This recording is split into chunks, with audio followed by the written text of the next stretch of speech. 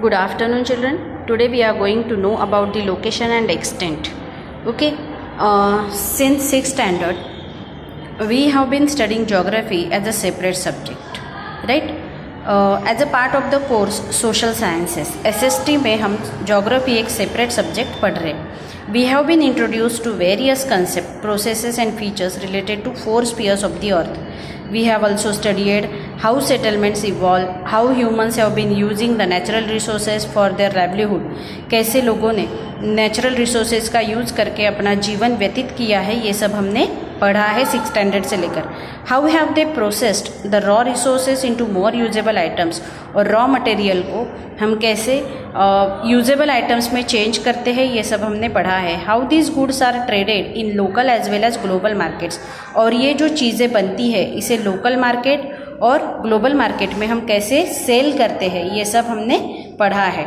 Moreover, we have been considering the ill effects of indiscriminate and exploitative utilization of resources in our environment.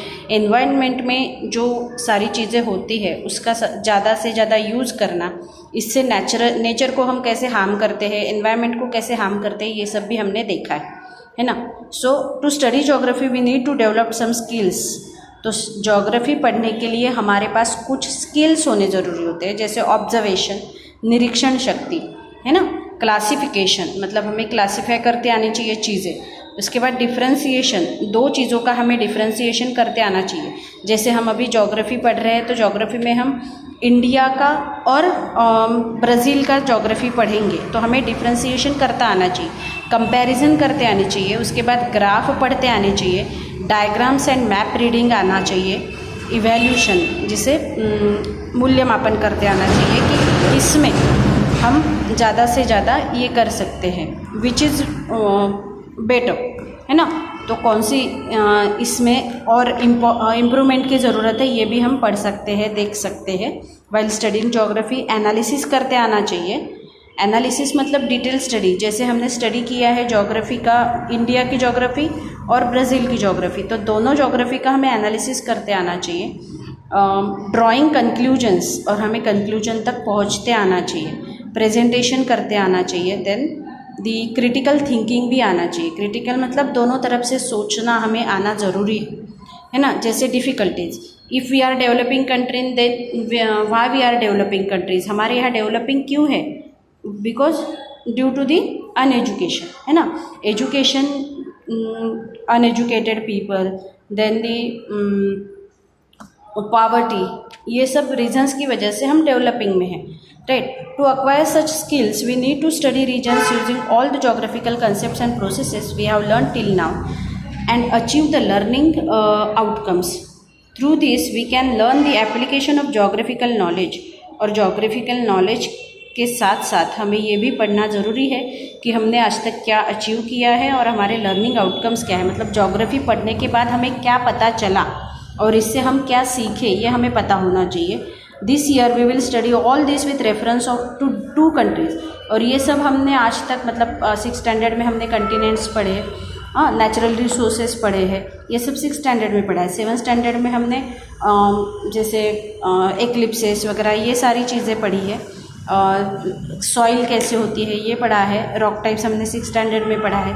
तो ये सब हम conclusion तक पहुंचना चाहिए, मतलब हिली रीजन होता है, रिलीफ कैसे होता है, ये सब हमने 6th-7th स्टैंडर्ड में पढ़ा है, राइट. 8th स्टैंडर्ड में हमने लोकल टाइम, स्टैंडर्ड टाइम, ये सब पढ़ा है. तो इस साल हम ये सब दोनों कंट्रीज़ को कंपेयर करते हुए पढ़ने वाले हैं. This study will help you to provide an insight into geography and its application.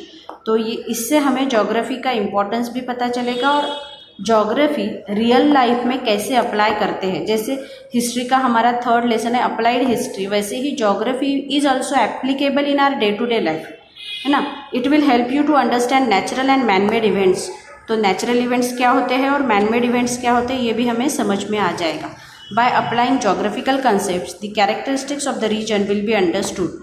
और रीजन के कैरेक्टरिस्टिक्स, मतलब कौन से रीजन की क्या कैरेक्टरिस्टिक्स होती है, ये हमें ज्योग्राफिकल कंसेप्ट समझ के हम पता कर सकते हैं. We understand how people in the region have adapted to the region, और वहाँ के रहने वाले लोग नेचुरल है ना, वहाँ का नेचर अडेप्ट करते हैं, उस रीजन को अडेप्ट करते हैं।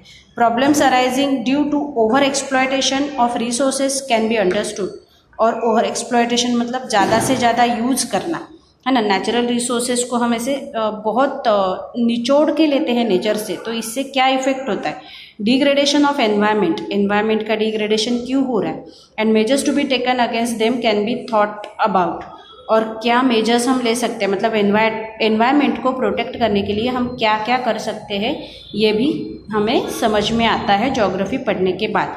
Looking at the current trends you can understand the process of changes occurring, और ये चेंजेस जैसे करंट ट्रेंड्स हम देखते हैं तो हमें चेंजेस जो बदल हो रहे हैं ये हम फील कर सकते हैं, हम समझ सकते हैं। You can predict what will happen in the future, और प्रेडिक्ट कर सकते हैं हम कि फ्यूचर में क्या होने वाला है। It will help you face natural and manmade disasters in a better way, और नेचुरल डिजास्टर्स और मैनमेड डिजास्टर्स को फेस करना, जैसे अभी हमने just now in the Raigad district we have seen that the landslides are happening।